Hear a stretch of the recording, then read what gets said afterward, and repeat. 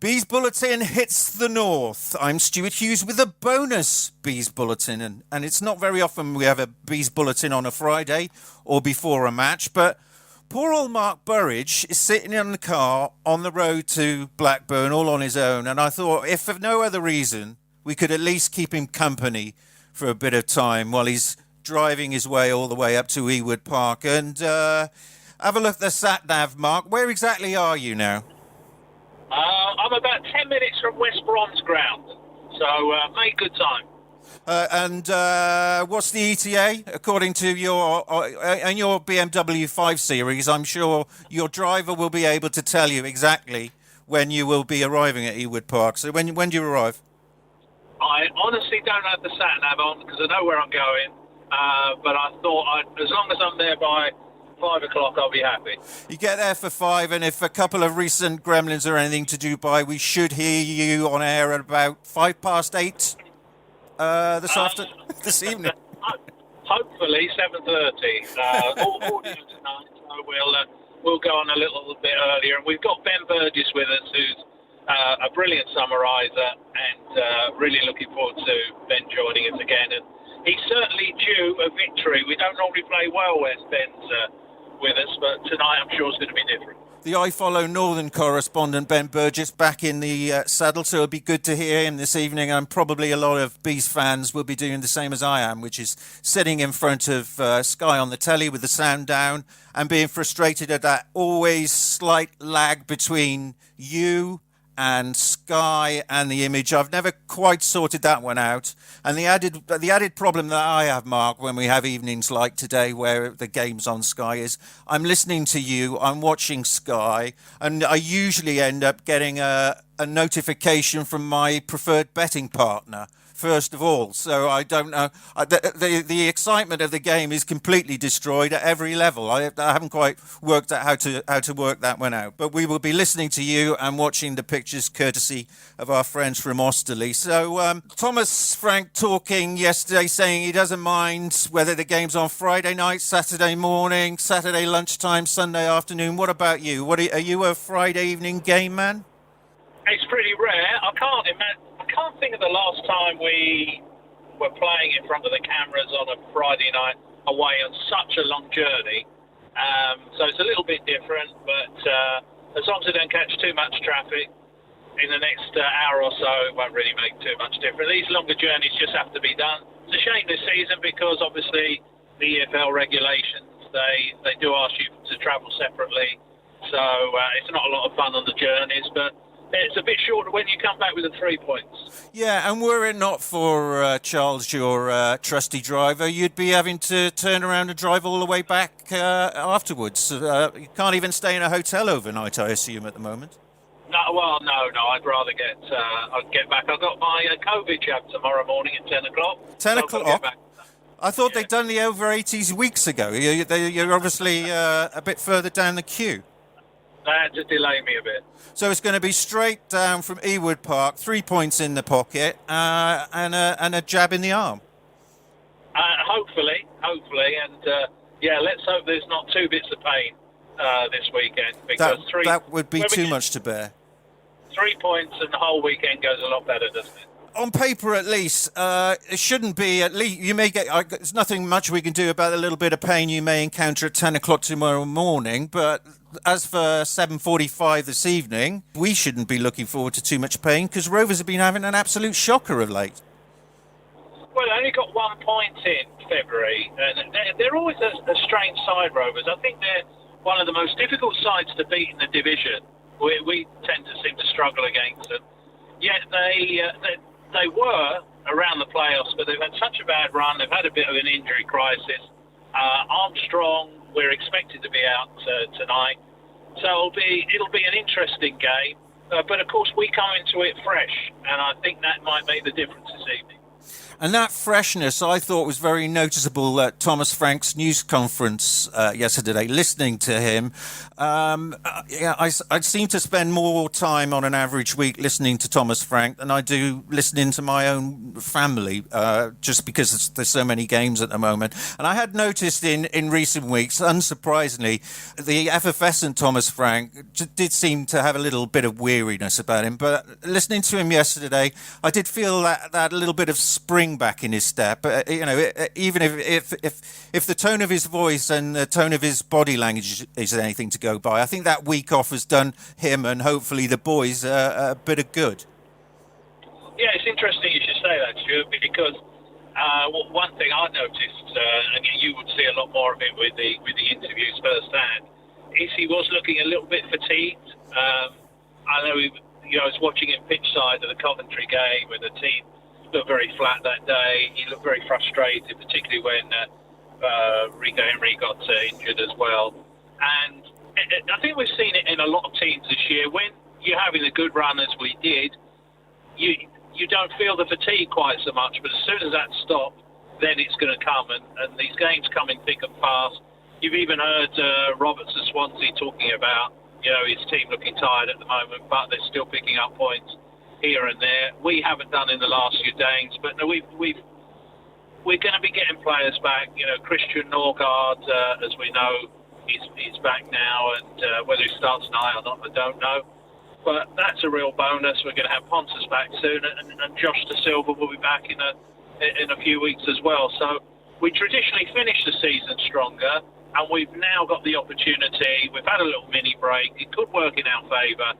And we've got to go on and start picking up some big 3 points now. Yeah, and I'll come back to the returnees, because obviously as we head towards the run-in, we've got the international break and then the run-in, those fresh legs and those important fresh legs and strong figures are going to be absolutely vital. And, I think that's one of the things that makes today's game so exciting for me, is that we've had a week off. We've seen Christian back. We had the good news that Ivan's injury wasn't as bad as it could have been, and he's coming back. Obviously, disappointment and best wishes to Rico, who's going to be out a little bit longer. But as we look forward to the remaining games, actually, after such a punishing season on every level, that is it any wonder that Thomas was looking a little bit weary of late? But if we look towards the run-in, actually, we see energy coming in rather than energy draining away. Yeah, absolutely. And I'm expecting the team to have a really good run from now. I think the spirits will be revitalised by this little break. We've got Emiliano coming back as well. He's a player who can certainly harm other teams, given a little bit of space. He can be a really good impact sub. So we're doing pretty well. I think if you look at other squads, they've got players out for the season still. We're going to be doing okay, and we've got a tough run in the last few games. But now we've got a period where we can really put the foot down and start to show that we're ready to have a real go and secure what looks like that second place, because Norwich obviously are in a very good position at the moment. Yeah, and Thomas admitting yesterday at the press conference that, to all intents and purposes, there is only one automatic place left to go for, and we're certainly the ones who are going to want to snatch it. So let's look at tonight's game first. 7:45 kickoff on Sky. Blackburn Rovers. Give us your thoughts about what we're going to see this evening. Obviously, bearing in mind some of those changes, some of those improvements.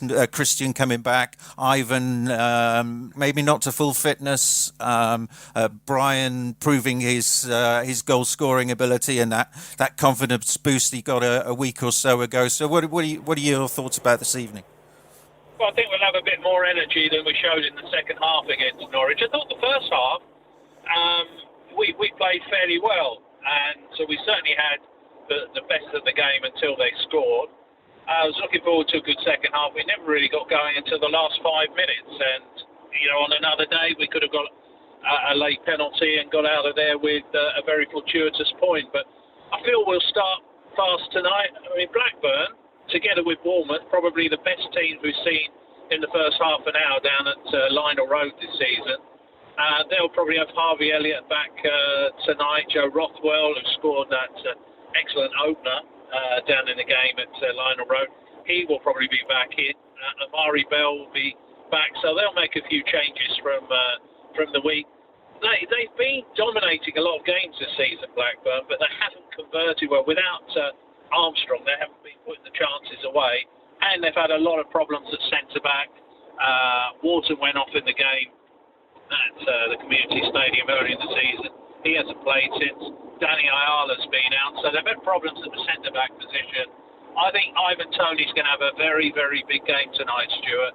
I think he'll be getting a brace, and I'm going for a 3-1 win. See, well, yeah, I hate to say that I'm just following what you said, but that's exactly what I'm going for as well. I'm excited about this game, not least because it's on a Friday evening, a nice way to end the week, and it leaves the weekend free with the family. But I've gone a little bit bet-tastic on this one. I usually have a little flutter. But I think there's so many opportunities for us in this game. So in the interest of full transparency, I've gone 3-1 as well. I've gone us to win both halves, and I've gone over 2.5 goals, and us to win overall. So that's my spread. Do you so you've said you expect to see an Ivan Toney brace, so you'd be going over 2.5 as well on the betting exchange. Yeah, it's interesting. The last two away games here, we've both lost 1-0. The last two home games, we've both drawn 2-2.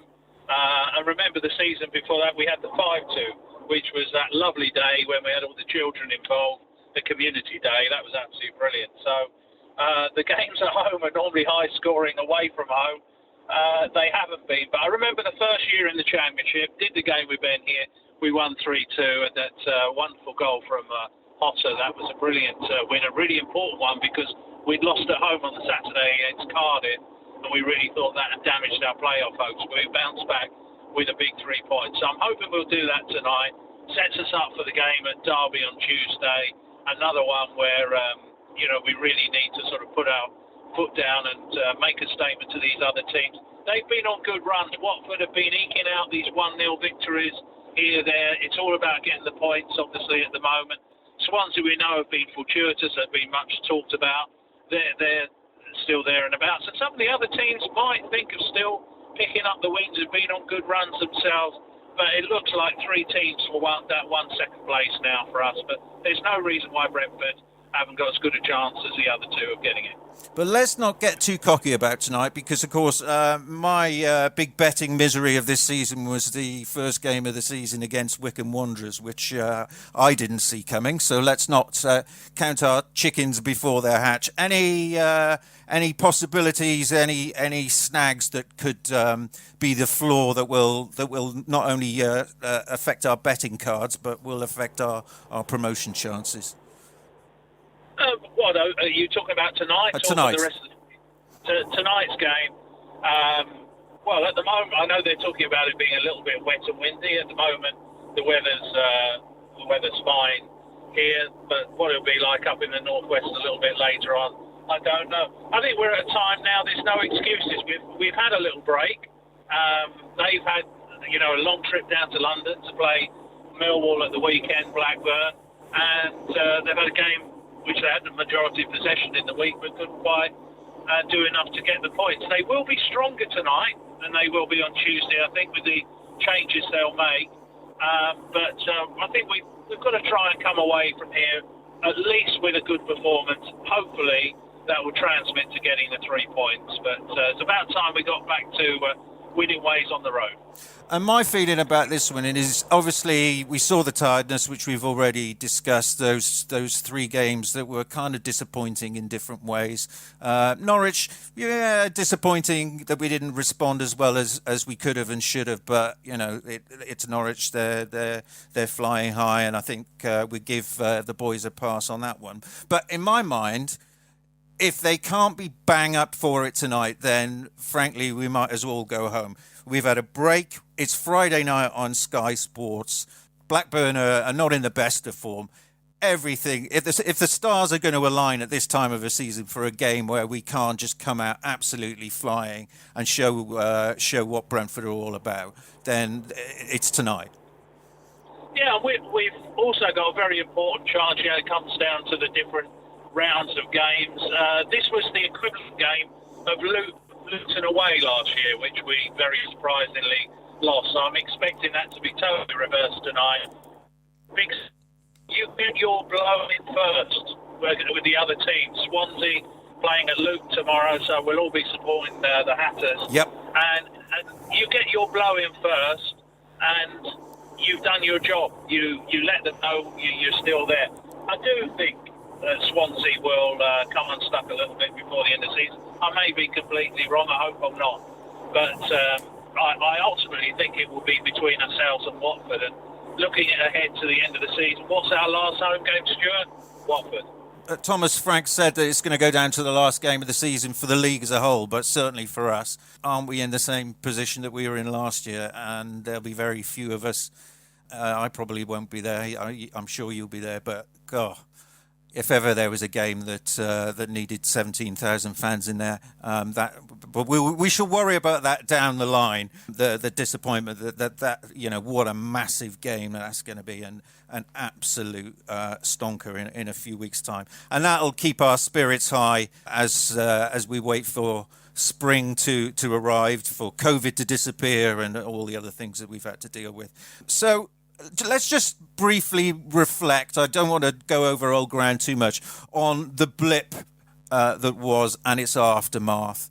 Understandable. I put it down to fatigue and just the intensity of the game schedule, and obviously not having fans in the ground to lift the spirits. Do you see any more behind it than that? Obviously the injuries as well. Do you see anything more behind it than that? And are we through that little 3-4 game window where things weren't looking quite so rosy? I think the next two games will tell you a lot. It will tell you whether let's not forget, we are a very, very good football team, and we've seen that over the past few months. This season's been quite cyclical, hasn't it? Whereas teams have had good runs and bad runs at different times, and that can be on their fitness, it can be the fact that they are motivated by their results, injuries come into it, and in the grand scheme of things, yes, we've been missing Christian Norgard, a key player, Pontus Janssen as well, another key player. But our injuries haven't been too bad. Some of the other clubs have had really poor ones as well. It is what it is in that respect. But the next two games will tell, I think, a lot of fans where this team wants to go. Is it going to be playoffs, or is it going to be looking for that second automatic spot? We can draw on the experience of last year, the hurt, the pain. A lot of the players will still be feeling that, hopefully be motivated by it. But can we push on again? No reason why we can't. This is a very, very talented group of individuals and very focused on getting the job done. And I think what makes the running ahead so exciting is, as you say, after such a punishing season, we're actually getting stronger. We've got Pontus nearly back. We've got Ivan recovering game on game, hopefully. We've got Christian back. We send our best wishes to Rico, who unfortunately is going to be out a little bit longer. But after such a punishing schedule, mentally and physically, actually, the finishing line is in sight, which is psychologically going to give everyone a boost. And just as that checkered flag comes into view, those leaders that we've been missing are also coming back into view. So the stars seem to be aligning pretty well. Yeah, and I think when we had that little blip of the three games, I looked out on the pitch at Coventry and we were really lacking leadership. I'm sure they will admit that, and I'm sure every fan would have been witnessing the same thing. And Thomas even mentioned that, didn't he? Thomas was saying that some of the younger players might have to sort of step up a bit in a leadership capacity. He was aware that those strong heads and experienced heads were missing. Yeah, exactly. And I think one thing we'd all love to see is Christian Norgard and Vitaly Janelt. Will they play together? in the midfield. Those two together with possibly Matthias Jensen, that would be a delicious three in the centre for me. Vitali has been phenomenal. He's been one of the huge bonuses this season. Came in, didn't really expect that much of him, coming in, stepping up a level to a league he didn't know, getting his fitness ready. He has been sensational. He's made of steel, isn't he? I think one of the, any injury is unfortunate, and we wouldn't want to see any of our key players injured. But if there is one silver lining out of some of the things that happened this season, is that maybe we've seen what Vitali is capable of that we wouldn't have had things been somewhat different in terms of the lineup. Yeah, he would have been. He would have come on with some cameo appearances, I would imagine, and may not have the chance to shine. Possibly got a game here and there to give Christian a rest, but I think once Norgard comes back in, you'll see him playing regularly, and possibly Vitali alongside. Whether Thomas Frank will think differently, and he will know a lot better than us as fans. But wouldn't it be great to see those two in there together? And that will give you some real cover for the defence and some real resolve and grit. And this is a place I'd love to see them both play tonight. And two of the players that, I'm not going to dwell on the really negative and unpleasant side of some of the things that had been said, but the sort of scratch your head, I'm not sure one way or the other thing is I'm thinking of Brian and Bumo and Sergi, who can blow hot and cold. Do you think that the return of Christian and Pontus and so on, are we going to see what we know they're capable of? I mean, Sergi, for me, I think he will always be one of my current favourites. I love watching Sergi. I love his attitude. I love his energy and his smile and his passion. But Brian, obviously, earlier in the season was hit by COVID, and a lot of discussion about whether that had a longer effect on him than that we first realised. But what does this all mean for Brian and Sergi, do you think? Well, Brian hasn't kicked on from last season, as he had a brilliant first season, playing with Ben Rama and Watkins, obviously, he's probably missing Julian Janvier, who, was a great friend of his. He got on very well with Ben Rama as well, so that can be difficult for him. He is in a foreign country. I think he'll have a very good finish to the end of the season. I thought he played well at Norwich. He had a brilliant last half an hour against Stoke City, set up the goal for Ivan Toney to make it 25 for the season. Sergi didn't have his best games. We know missed a big chance against Norwich. He's up and down, but when he's good, he's very good.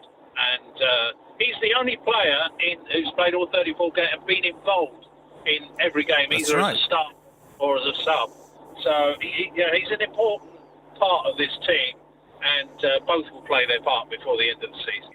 And quick commercial endorsement, which I wasn't planning, but seeing as you mentioned it, that great goal celebration from Sergi when he scored down on his knees with the passion exploding out of his mouth is available as an exclusive T-shirt design in the Bees Bulletin shop. As an exclusive illustration. I've got one. It looks great. There's also a really good Ivan Toney T-shirt as well. So if you're looking for an early Easter gift, get over to the Bees Bulletin shop. But this was not a commercial endorsement, as I say. Let's briefly talk about the run-in then. We've got the international break coming. We've been able to catch our breath in a way that we weren't expecting, and another chance to catch our breath. And then... as we said, the stars seeming to align potentially for an amazingly exciting run-in. It is, and it's strange. Stuart, how it can drain you, can't it, when you're doing your main job as well? It is thick and fast. I don't think we have any idea how brilliant the medical team have been, the backroom team have been in keeping the team going. Sports psychologists and so on. It's been one momentous effort to get us in this position here, but if you're going to be heroes, you want to get in the Premier League next year, you've got to push on again. You've got to be strong. And every game now is coming down to that nervous time of the season. Alex Ferguson used to call it squeaky bum, didn't he? Squeaky bum time, yeah. We are coming up to that, and every point now will count. Every game is going to be so engaged, it's going to be nervy. And of course, the fans are sadly not at the ground and can't influence the game as they could do when they were there. So I think it's going to be very difficult to be watching these games on computer or TV, however you are. But it's going to be, as you said, so exciting, Stuart. That very good run, hopefully starting at 7:45 this evening, when we can return to second place for, let me do the maths, at least 12 hours. I think, hopefully a lot longer, but at least 12 hours we'll be back in the automatic promotion places. As I say, depending on what those below us are doing. And we'll all be spending Saturday, rather than thinking about Brentford, looking at what other teams are up to, which is the way it's going to be for a while.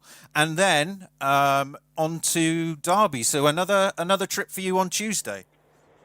Yeah, and they're doing the game up there with Marcus Gale, so another long trip. But an interesting side. I think Wayne Rooney's trying to make sure they're difficult to beat. They don't have too much offensively apart from Colin Kazim-Richards, who has been sensational for them this season. I think their fans were pretty well up in arms when he was signed, and they're wondering about, we're looking for a bigger name to sign to play up front, but he's been brilliant for them, difficult to play against. And as we saw with the game where we did at least have 2,000 fans in, our first night game in the league at the community stadium with fans, that we couldn't quite go on and get the points. But, if we got 4 points from these next two games, I'm sure we'd consider that a decent return. If we got 6, I'd say we're right on course. Another late night home for you on Tuesday night, Wednesday morning then, and possibly with a sore arm, because if you're getting your jab tomorrow morning, you're going to be putting in all those miles. Do they put it in the right arm or the left arm? I'm not sure. Do you have a choice? I honestly don't know. I don't normally. You might want to ask to get it in your left arm, because if you're driving another 200 odd miles, 300 miles on Tuesday, you're gonna have a bit of fatigue there at the wheel. So do look after yourself, or just ask Charles, the driver, to look after you in his usual fashion. Of course, I did forget about Charles, who of course will take care of business as he always does. Mark, great to talk to you. Where are you now? I'm just coming off to the Telford turn-off on the M6, so making good progress, and might even have time for about 30 minutes with the seat back, having a little snooze. Any progress past Telford is good progress. When I drive to North Wales, where my roots are, I always find when you pass Telford and hit Shrewsbury, I don't think you're going quite that way, and the world starts to look a little bit more beautiful. Unfortunately, you're heading a bit further north, so the world won't look quite so beautiful. But you're getting there, Mark. Be careful behind the road. Keep your eyes on the road and your hands behind the wheel, as Jim Morrison once sang. We'll be listening to you. Final chance to remind us how we can hear you tonight and watch you if we're not watching Sky. Yes, I follow. We'll be starting our audio broadcast at 7:30, and welcome any Brentford fans to join myself, and more importantly, Ben Burgess, who you love hearing from.